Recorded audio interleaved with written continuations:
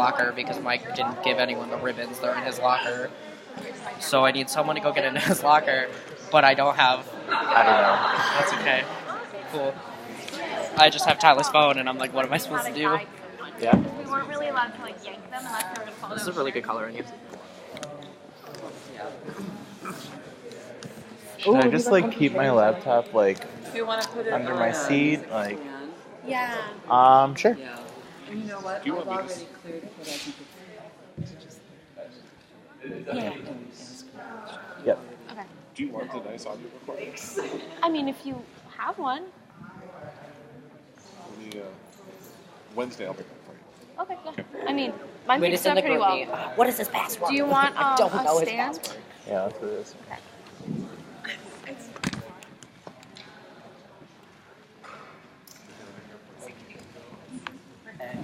How was everything going? Are you seriously? This is my life. I swear to God, I don't know what I'm I was like, I wish you would say like with the thing because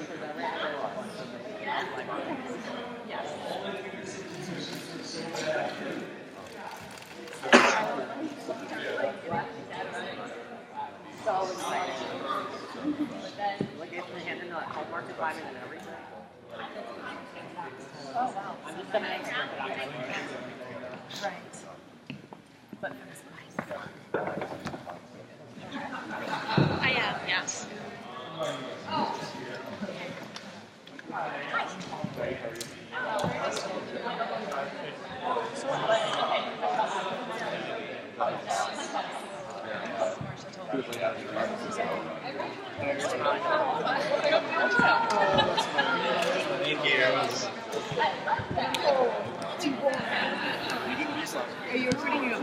I could do it. Okay. Right there.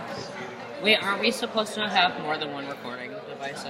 I think we'll be fine with one. Does yours pick up audio well? Yeah, it should. Because mine does, because I Yours know is gonna from fall. conducting.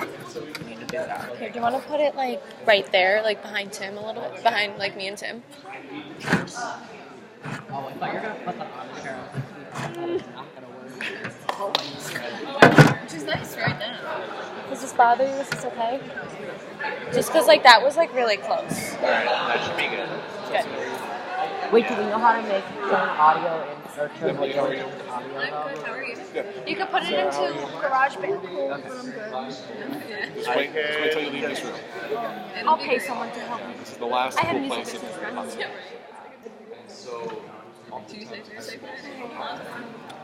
I have bright shiny object syndrome, so I might be like, hey, that's me. Do you want us to The screen will turn off. Oh, just it. No, I said except I just said it. Because Well, the screen will turn off. because the contacts are there. Sorry, we didn't have to do a podcast of you. Outside of the contact, also like that came up quick.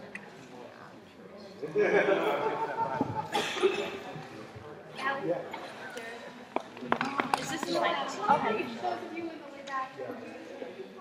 I promise I can shower. Really not so cute. That's such a good ball. It's so cute.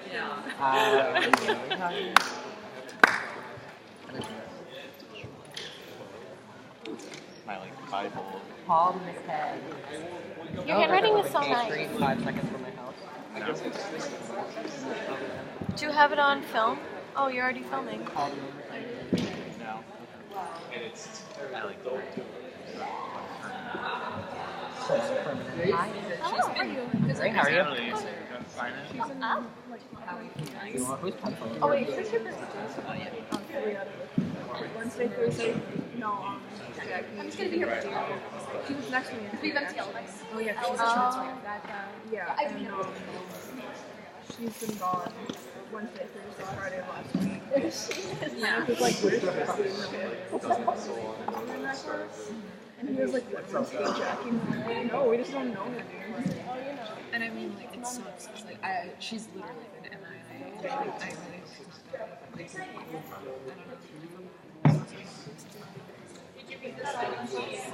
that was, it's weird. Yeah.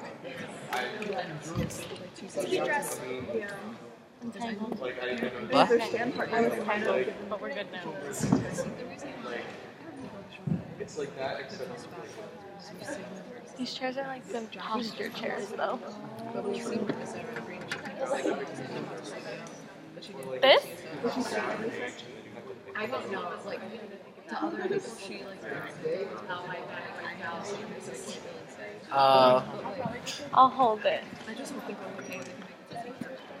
I did it for like I did it for a year conducting. and a half. Yeah. Yeah, I did it with conducting. I know. I tested this down.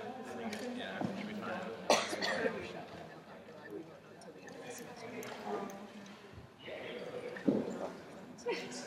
All right, everyone, hello. Good morning and welcome. So, as you know, we have a wonderful residency throughout the week. And before I introduce our speaker today, I want to encourage everyone, if you're available, there's a keynote presentation at 3 p.m. in Wakefield Hall.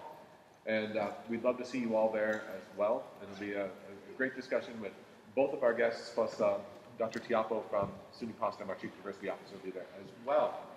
So without further ado, we have two fantastic guests with us throughout the week. Today you're going to hear from one of them. And please give a warm Korean welcome to Dr. Jackie Kelly McHale from DePaul University.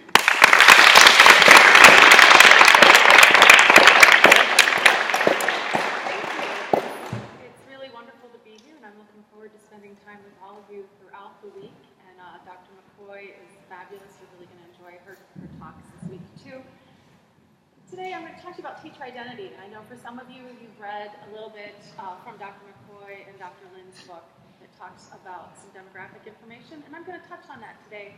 But I also want to talk to you about stories and how stories relate to our identity and how they show our identity in all different ways. So we're going to talk about identity in the music classroom, but also identity in the music classroom. And in 50 minutes time, we're going to try to get a lot of stuff in. But I want to start with a brief clip from a much longer clip from, let me pull that up here real quickly. I need reading glasses. I'm in denial that I need reading glasses. But I need reading glasses.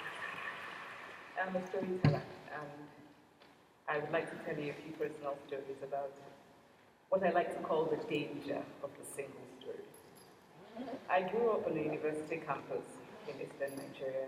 My mother says that I started reading at the age of 2, although I think 4 is probably close to the truth. So I was an early reader, and what I read were British and American children's books.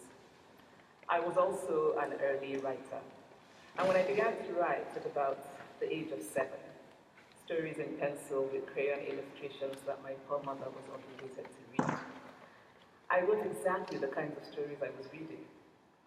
All my characters were white and blue-eyed. They played in the snow. They ate apples. And they talked a lot about the weather, how lovely it was that the sun had come out. Now this, despite the fact that I lived in Nigeria, I had never been outside Nigeria. We didn't have snow. We ate mango. And we never talked about the weather because there was no need to. My characters also drank a lot of ginger beer because the characters in the British books I read drank ginger beer. Never mind that I had no idea what ginger beer was. And for many years afterwards, I would have a desperate desire to taste ginger beer. But that is another story. What this demonstrates, I think, is how impressionable and vulnerable we are in the face of a story, particularly as children. Because all I had read were books in which characters were foreign, I had become convinced that books, by their very nature, had to have foreigners in them, and had to be about things with which I could not personally identify. Now, things changed when I discovered African books. There weren't many of them available, and they weren't quite as easy to find as the foreign books. But because of writers like Chinua Achebe and Kamara Lai, I went through a mental shift in my perception of literature.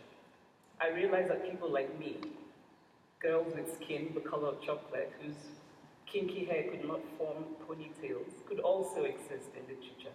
I started to write about things I recognized. Now, I loved those American and British books I read. They stirred my imagination, they opened up new worlds for me.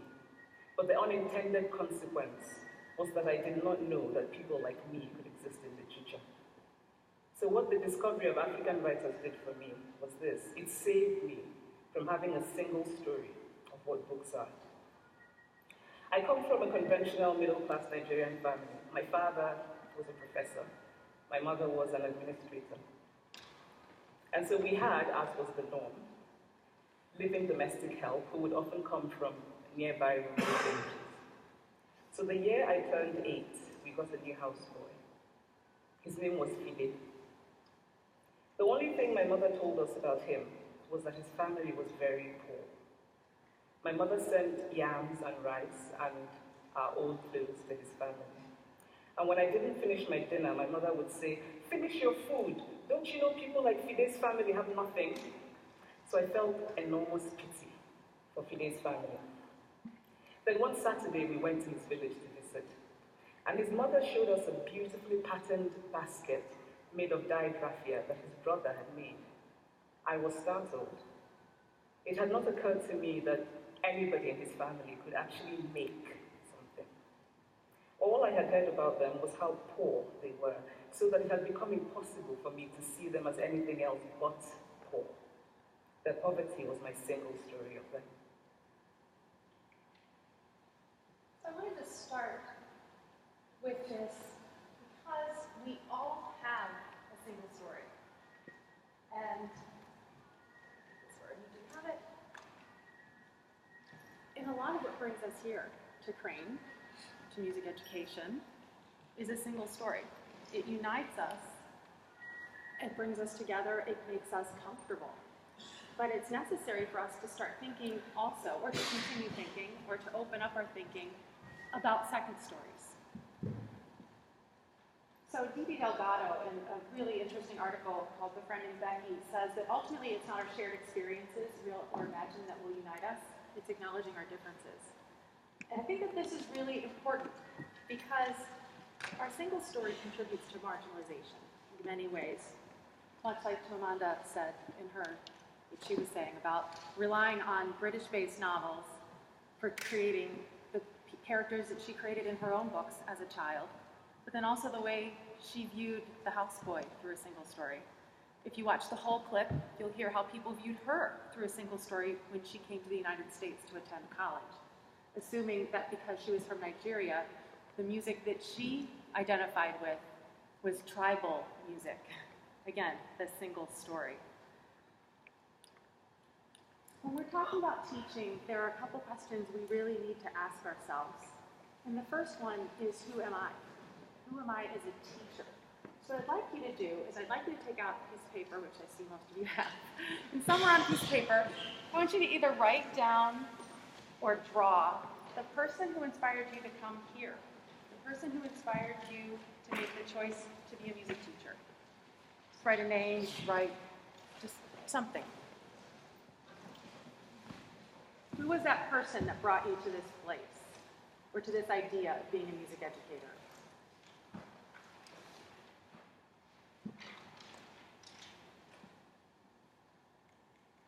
How many of you wrote a high school director down? How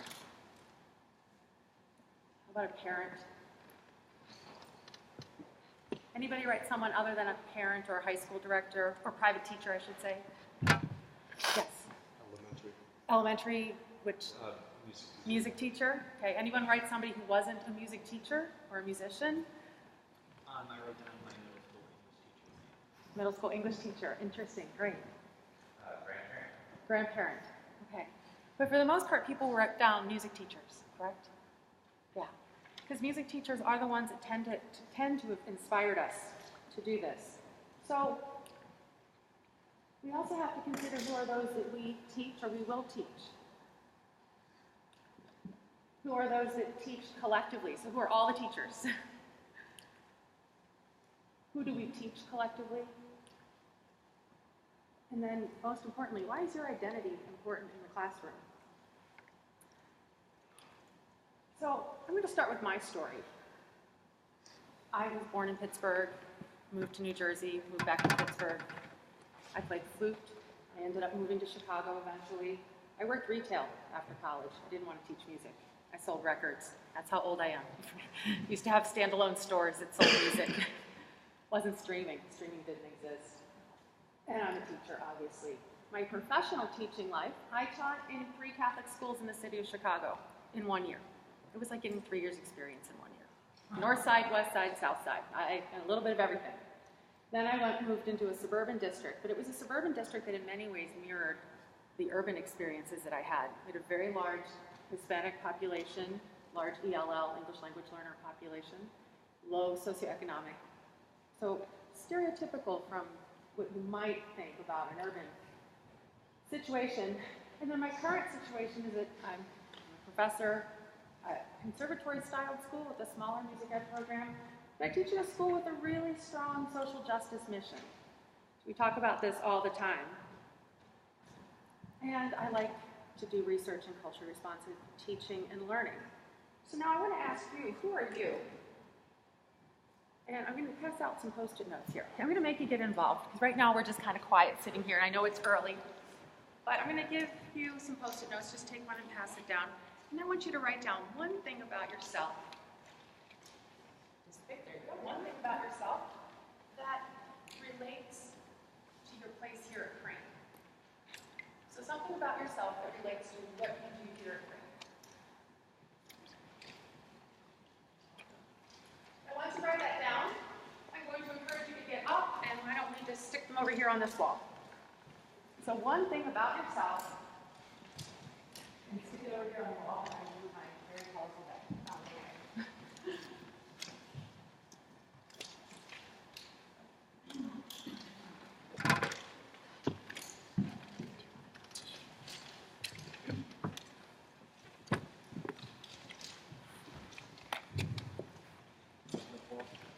Right over there. We'll just put them over here.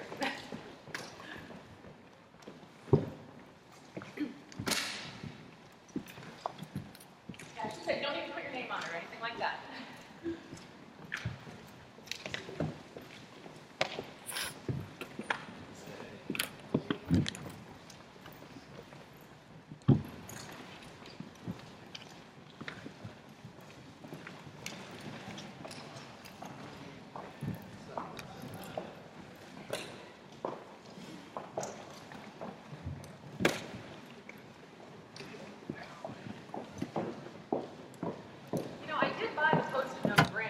Post-it notes.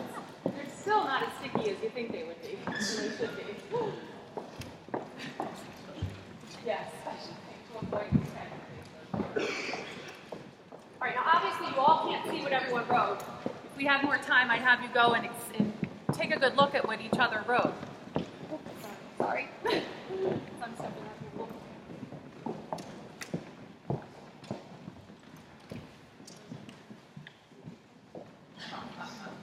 So when we look at what you might have written and what I've already shared with you, in terms of from Crane, things such as the fact that I play flute, that I teach music, these are things you expect to hear from me, right? I'm a white, middle-class woman with 3 degrees in music education who has taught for almost 25 years at this point in various contexts. I fit a very homogeneous mold, right? We all do. We all kind of have a, yeah, this whole thing's not working real well. That's okay. We have this very common collective thing. I know, where everyone's going to stare over there now. It's like fall. The leaves are falling. Right? So we have this homogeneous thing that pulls us together. But we also have a second story. When we're thinking about our first story, how many of you spent a lot of time practicing scales and playing Western music to prepare yourself for auditions here at Crane and other schools of music? Yeah. You all had to audition to get in here, right? Yeah. You had to audition using a very specific style, genre of music to get in, correct? When I was an undergrad, I was working auditions. I went to Duquesne University in Pittsburgh. Duquesne, if you ever see it printed. And we were working auditions, and all of a sudden there was this buzz. This whole buzz went throughout the hallways of the second floor of the music school. Because this kid came in to audition. And this was in the 80s. And he looked like he had just stepped off of a tour bus for one of the 80s hair bands. Ripped jeans, long flowing hair, bandana around his head. I mean, he did not look like the violinists and the flute players and the clarinetists and especially the singers who came to audition. I say especially the singers because, yeah, the singers had a very specific look on audition day. In a positive way. Not saying anything negative, I'm just saying, you've talked about, I'm sure you've talked about, Dr. O'Leary has shared with me, you've talked about the stereotypes that we assign to instruments and parts. Okay? Kind of what it was like. Then this kid comes in to audition as a vocalist, and he sings Bohemian Rhapsody by Queen. He barely got through the audition before they said, okay, thank you, and sent him out the door. But does that mean that he wasn't a musician? According to the covenant, yeah, that meant that he wasn't a musician. He couldn't get in because his single story did not align with the School of Music single story. So we share that single story. We've gone through this process to become music educators that is very much set in stone. And we teach things that are very much set in stone. And that's okay. But we have to acknowledge that. We have to start thinking about that and the implications that it has for all of our students and what we're doing. So when I think about my second story, personally, on the surface, I seem very typical. My second story was I really struggled in college as an undergrad. It was pretty much a miracle that I even got into a school of music because I went to a very small Catholic high school. The only music program we had was a folk group. It was run by Sister Antoinette. And I played flute in it. And that was my only ensemble experience after 8th grade. I took private flute lessons. I worked really hard to get in. But guess what happened the first time I had to audition for an ensemble? I had the only out-of-body experience I've ever had in my life. And I can tell you they are real and they happen. And it's horrifying. But I'm standing there in front of Dr. Cameron, who is still the band director at Duquesne, and I'm standing there in front of him and a grad student, and I'm playing. And all of a sudden, I'm not in my body anymore. I'm across the studio, and I'm watching myself completely and totally fall apart. Completely and totally fell apart. I don't remember leaving. I remember part of me leaving, but not the other part of me even leaving. I don't know how I got out of there. And then I was informed that I was not allowed to be in an ensemble my first semester. But I had to be in an ensemble. So they said, okay, you can sing in the choir. So then I had to work really, really, really hard to get good enough. I just didn't know how to deal with auditions. I didn't know that language. I mean, I auditioned for music school, but it was very, 8 months of memorization and work. But then when I had a week to prepare this music, I couldn't handle the stress. So part of my second story is I should never have gotten into music school to begin with. Fortunately, I was able to figure it out. I was able to adjust and adapt and change and make it work for me. But it took a while. And it took people understanding. There were people who just didn't understand, and they weren't going to understand. But it eventually worked out. So Freire says that teachers must be self-reflective and seek to understand their own presuppositions. The ideological prism through which external reality is sorted and understood. That's a lot of stuff, right? Really what it's saying is we have to step back and think about who we are, who our students are. We also have to acknowledge that as the teachers, we have the power. And we have the ability to shift and change. We have the ability to say that this is good and this is not good, even if we never say it out loud. I felt like I had a subpar high school experience because I didn't have the traditional high school experience. But at the end of the day, I would never trade my high school experience in for anything because I learned a degree of musical independence that I don't think I might have learned otherwise. I learned a tenacity. And so we have to remember that single story shouldn't always dictate where we are and what we're doing. So now here's the boring demographic stuff, but it's interesting and it's important to understand. So who do we or will we teach? According to this, I know it's a little bit small, so I hope, according to this, the dark blue is fall of 2004, and then the lightest shade is predicted fall of 2026. So the closest where we are right now is the bar in the middle for ethnic groups. So we're looking at students in public elementary and secondary schools by race and ethnicity. So we've gone from 58% white students to 50, projected to go down to 45. The kindergarten class in the United States 2 years ago was the first kindergarten class where the majority of students in that class were representative of non-white populations. So it was the first time we had a majority-minority group of kindergartners. So then that's how we're projecting out to 2026 here. So our white population in schools is shrinking. Black population is staying somewhat stable, 17, 16, 15%. Hispanic population is growing. We know this. It's been growing. Asian Pacific Islander, American Indian, Alaskan Native, and 2 or more races pretty much staying the same. So this is who we teach.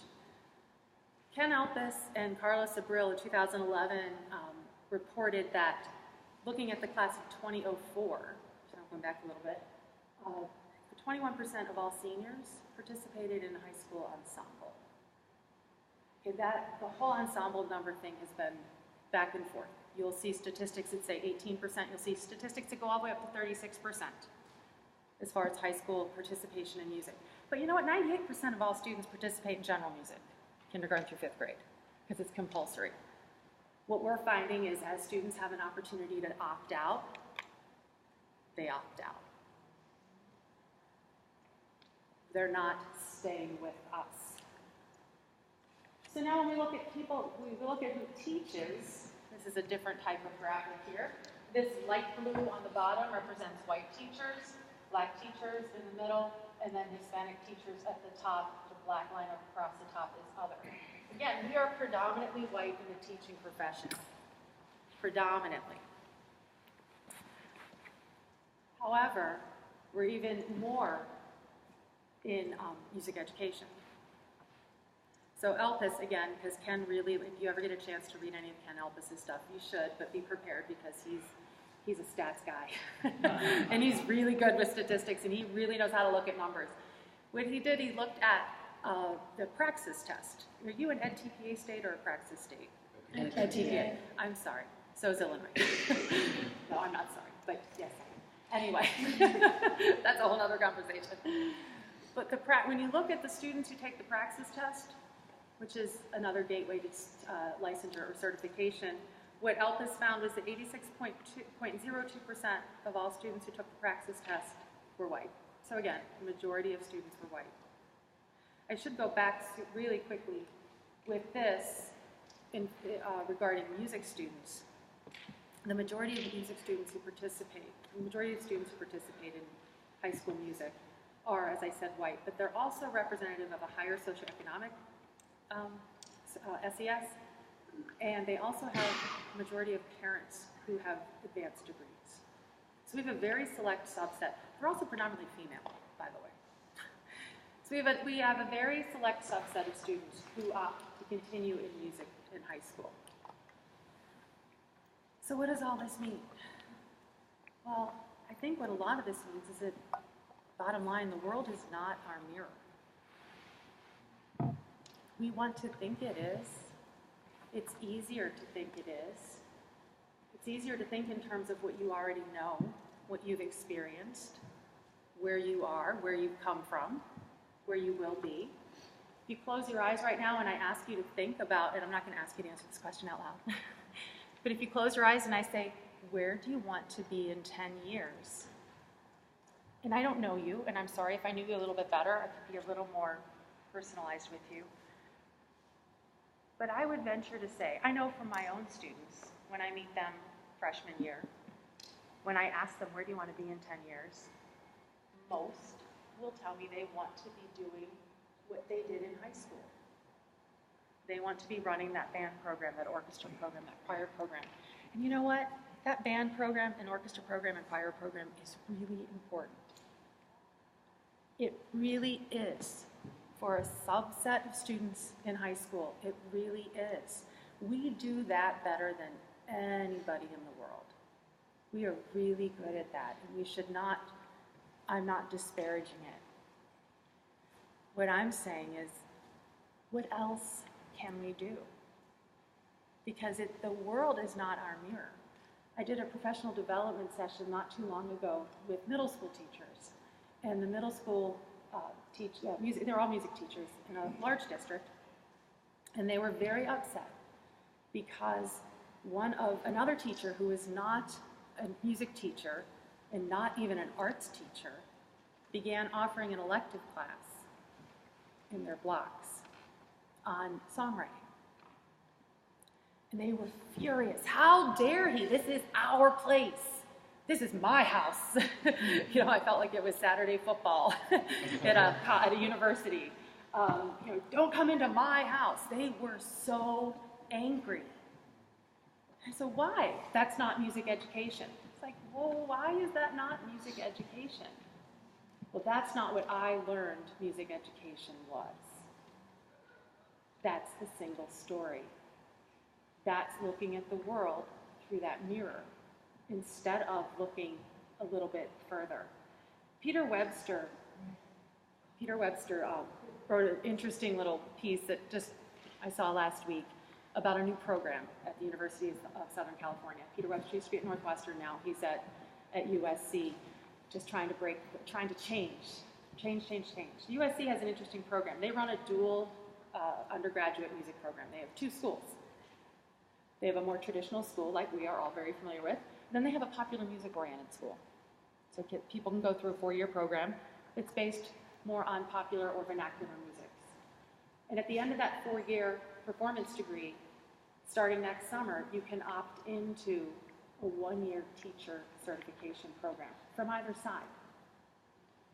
And the story he told in setting up this new program and introducing this new program to the world was, imagine a doctor, an engineer, this sounds like a bad joke, a doctor, an engineer, and a music teacher from 1917, since this is upstate New York, I guess I can use the Rip Van Winkle thing, fell asleep, woke up 100 years later in 2017.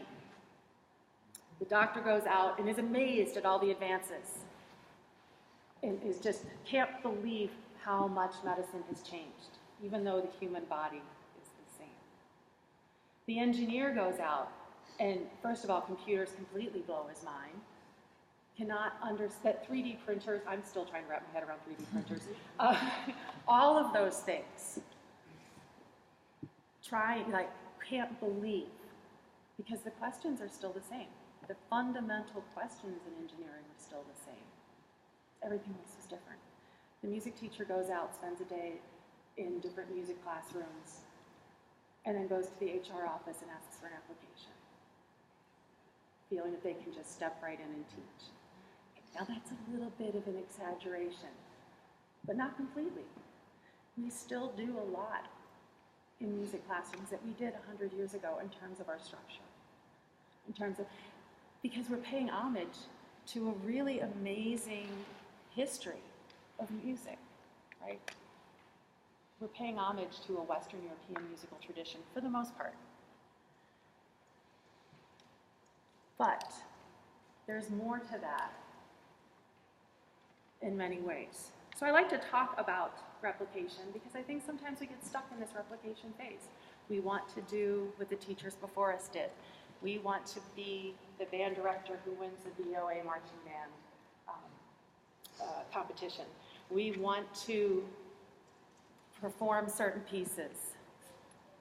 We want to explore the musics that make us happy. We take our story and we try to put it out there. Sometimes, not all the time. Okay. Please remember, I'm not speaking in absolutes here. We can't. Essentialism is difficult and not appropriate with these kinds of discussions. But when we get stuck in this replication phase, this is where we go back to the very beginning, that single story. We get very comfortable telling that single story of music education. And we forget that not every child is going to fit that single story. So I like to look at this whole conundrum, so to speak, through a lens called third space. So third space tries to look at something and reimagine it. Our identities, our experiences shape our third space greatly. So I put teacher candidates' experiences within the pre-K-12 context at the top of this triangle because that's what we're talking about right now. We're talking about those experiences we've had that have shaped who we are and what we do and what we think we want to do. And then at the bottom over here on the right, information about culturally responsive teaching and learning as applied to pre-K-12 context. That's what we're going to be talking about all week while Dr. McCoy and I are here. Why is it important to think about identity when we're talking about being culturally responsive? Because we have to take that step back and we have to start thinking about what impacts the students in front of us. So now it's not just our identity in the sessions on teacher identity, but I want to bring it into also our students' identities. What are we doing in our classrooms to help enable our students to feel that they are welcome? What are we doing to help them feel that their experiences outside of the classroom fit in to our classrooms?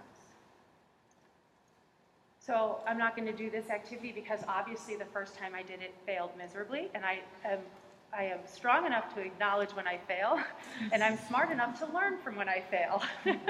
So instead of using the Post-it notes, I just want you to think, what's something about yourself that maybe has nothing to do with your Crane self, your music student self, that is really important to you? I know for me, besides the fact that I had no high school music education experience outside of Sister Antoinette, who used to throw shoes when she got angry. Fortunately, I was never a target. I was also very good. But Wendy Ward was a constant target. Oh, this is streaming. Okay, well, anyway. She won't mind. But then there were things about myself that when I got to music school that we would talk about in hushed whispers. Things like, at the time, I was a really big Aerosmith fan. You didn't talk about that in the really formal, you talked about, oh, I listened to Mahler 5 tonight, and I'm going to this. There's this identity that you carry around, but then there's that other side of you that maybe in hushed tones, or maybe once you're not in the building, or it's Friday night and I don't want to know what else goes on, kind of things that you're not listening to Bruckner, you're listening to Dead Captain Cutie. I quickly try to come up with something, right? So culturally responsive teaching and learning is asking us to take a step back and think about our students' identities.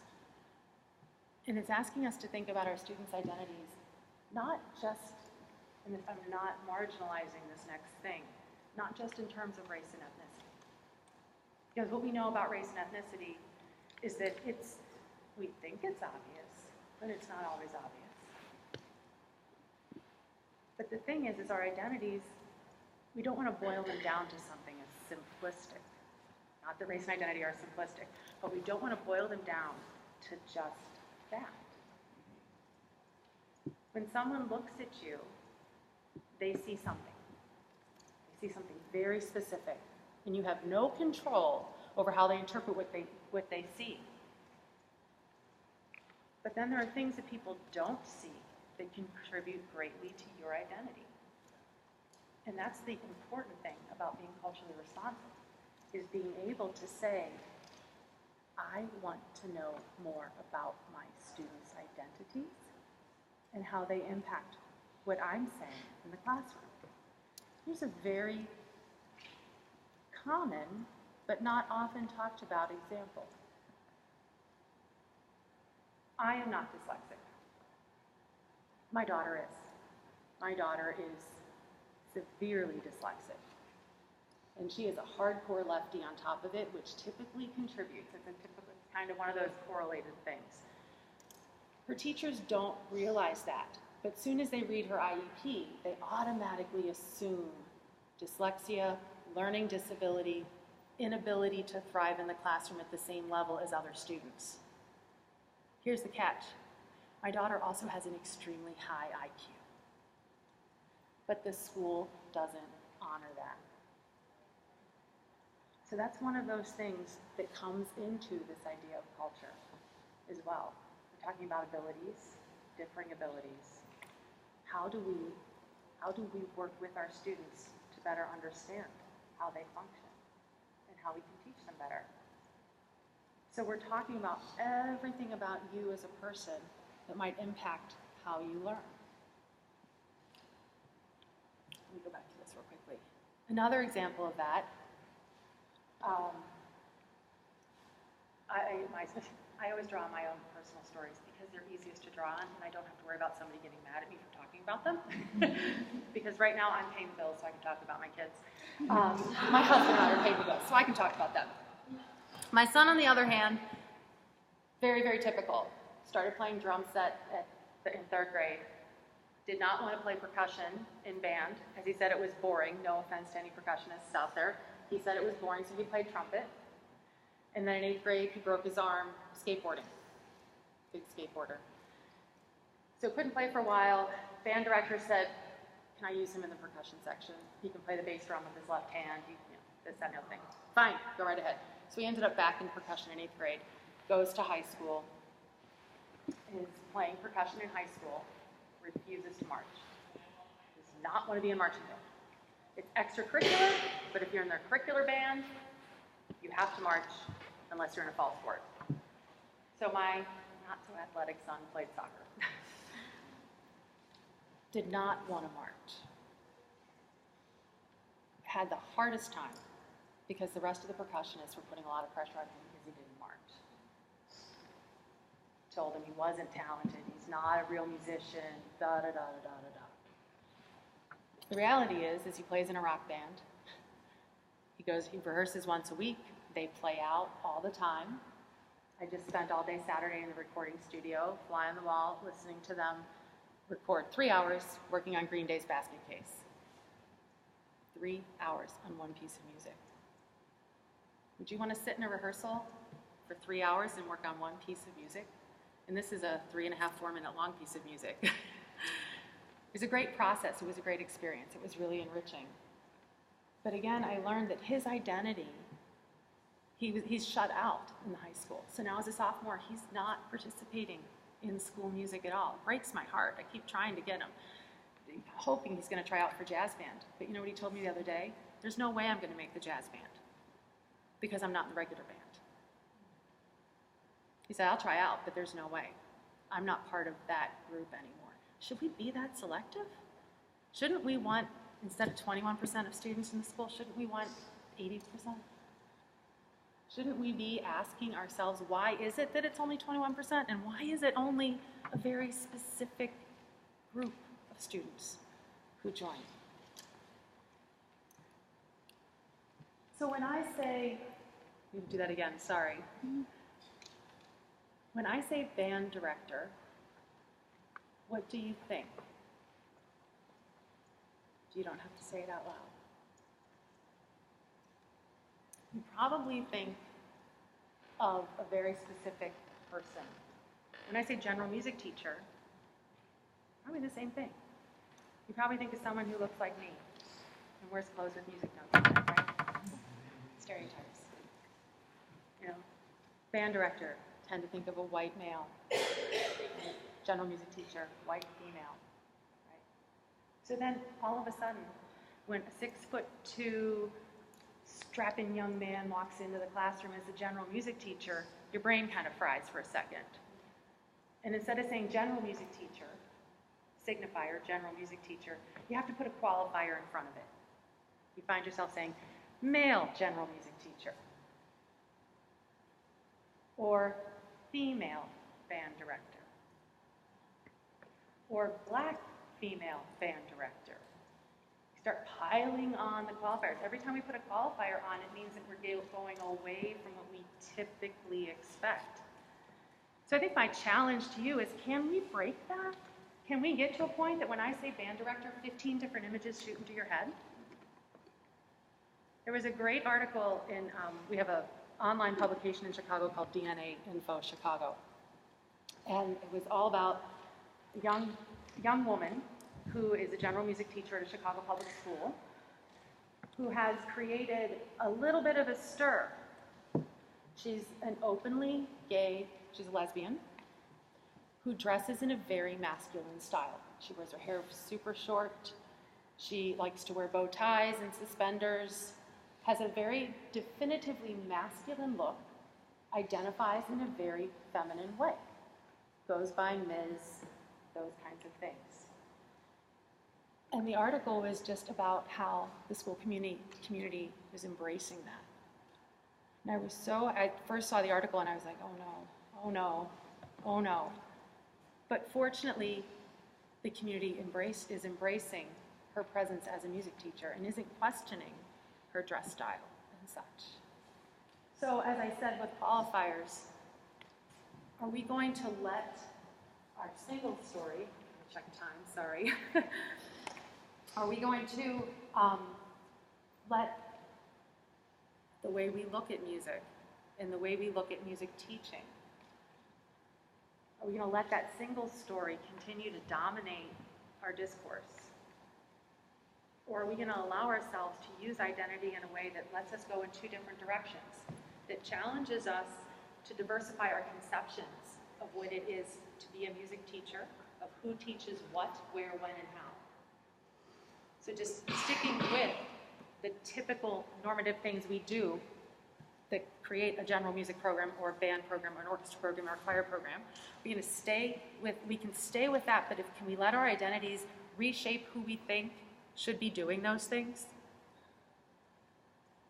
One more thing to add to that. If you go north of I-80, Illinois is kind of divided by I-80, even though it's not the midpoint of the state. When you go north of I-80, which is closest to Chicago, more metropolitan area, they call it the Chicagoland area, which I think is funny because it's not an amusement park, but it sounds like an amusement park. When you're in that part of the state and you look at band directors north of I-80, there are less than 10 female band directors. 75% of the state's population lives north of I-80, 70-75% in Illinois. There are more students in that part of the state, more schools, but there are less than 10 female high school band directors in public schools. That doesn't make any sense in this day and age. But there's the mindset that that is what a band director looks like. So can we let conversations about identity reconceptualize that? Can we let them break that, change that? And then the second thing that our discussions about identity, going back again to our student population, our ever-diversifying student population, the second thing is what else can we do? Are we handcuffs to only teach the certain things that we continue to replicate?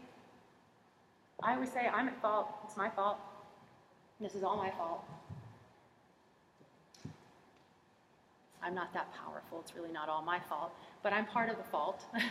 Seriously, I'm not that powerful. Really not. But I am part of that problem because I'm in higher education. I should be able to say, you know, let's do something different. But I have a hard time standing up and saying that because we're in this circle, we're in this cycle. How are we going to break out of this cycle? How are we going to create spaces where the rock band becomes something that is allowed during school time? You know, kids who participate in rock bands when they put their college applications together and they get their transcripts from the high school, guess what? That's not on there. You know, I had that conversation with my son. You still have to do other activities at school, but I'm doing all this music stuff outside of school. Like, yeah, but universities don't care when they look at your high school transcript because it's not on there. I hate that I even have to say that. But why can't we do something like that? Why can't we have songwriting classes? And admittedly, there are schools that are doing this. We have to just keep pushing. Not to take away from the band, orchestra, choir, and more typical experiences that we offer. No, I'm not saying that. I'm saying to add to that, to give other opportunities, to expand the ways that kids can music. Because when you ask kids what they listen to and what they do musically, first of all, you're going to be shocked because they're very, very musical. Why can't we give them those kinds of opportunities in school, too? Why can't we create musical experiences that speak to all aspects of the child instead of just specific narrow aspects of the child? I fear that in some cases, our high school ensemble programs will become more like our high school sports programs. That they'll become so competitive and so focused on one narrow aspect that they'll lose what really makes them rich and important. And when I say important, I mean something that is important to the soul of a student, to the full, total experience that a student has. So Geneva Gay says that decontextualizing teaching and learning from the ethnicities and cultures of students minimizes the chances that their achievement potential will ever be fully realized. Now, Geneva is talking more in terms of this typical academic experiences that students have. But what about the musical experiences that students have? When we don't know who our students are, ethnically, racially, yes, but also those diverse musical experiences and those diverse musical identities that our students have.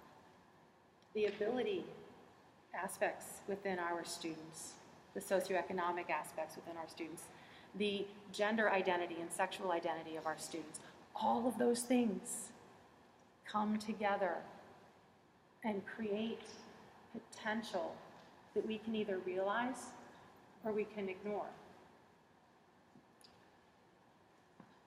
So ignorance of people different from ourselves. And remember, right, different is that huge space. Often breeds negative attitudes, anxiety, fears, and the seductive temptation to turn others into images of ourselves.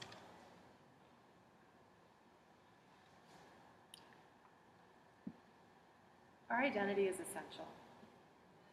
It's who we are. We carry it with us every day. There are times that we question it. There are times that we are really uncomfortable with who we are. That's good. That's really good. Because when you're not comfortable with who you are, it's forcing you to reevaluate, and you're going to come out stronger in the end. We have to keep that in mind with the students we teach as well. Our identities are not standalone propositions. They cannot be boiled down into stereotypes. They often are, but they can't. And the identities of our students are just as important, and they require a lot of work to understand. I've had teachers say to me, and this was me, this was my situation. I taught 800 kindergarten to fifth graders when I taught elementary in Wheeling. I had 800 students. It was ridiculous. It was amazing. I learned so much. I learned that I was focusing a lot on a single story. And then I learned the importance of getting to know those students. Was it possible to get to know every single child? No, but it was possible to start to understand. It was possible. I would do playground duty. Hey, they paid me for it. It was great. I'd go out at lunchtime and do playground duty. I got extra money in my paycheck every week, but I learned. It wasn't like working. I was learning. I was interacting with students. I started realizing who they were outside of the TAs and the TTs and the little Liza Janes and all of that in the general music classroom. And that's what started my shift in how I was teaching. That's what started getting me interested in this. I realized that the students' identities were really important, and that I didn't want them to come out at the end looking like little mini versions of me. I wanted them to come out at the end being fully realized students who had really good musical experiences and could then carry that into other aspects of their lives. Thank you for your time.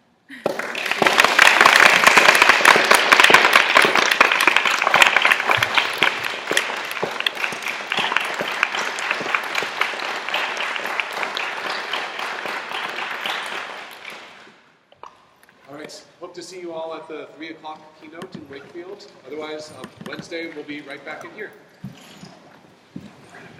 That's the only one that matters, right?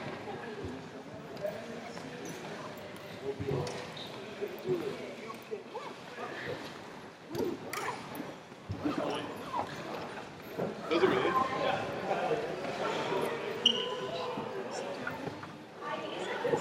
Stay cool.